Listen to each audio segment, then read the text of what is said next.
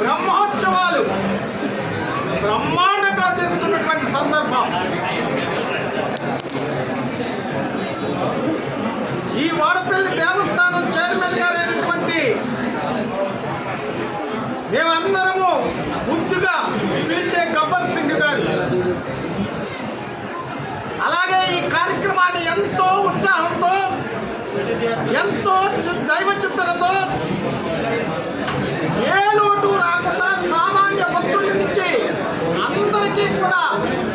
దర్శనం త్వరితగతిన అందేలా కార్యక్రమాలు చేసినటువంటి కార్యనిర్వహణాధికారి డీసీ గారు, చక్రధర గారు,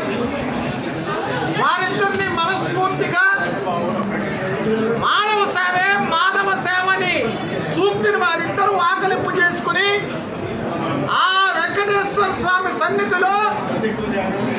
ఈ పేదల నుంచి అన్ని వర్గాలకి కూడా ఒక దర్శన భాగ్యాన్ని కల్పించి సేవలు అందిస్తున్నటువంటి వారికి ఈ సందర్భంలో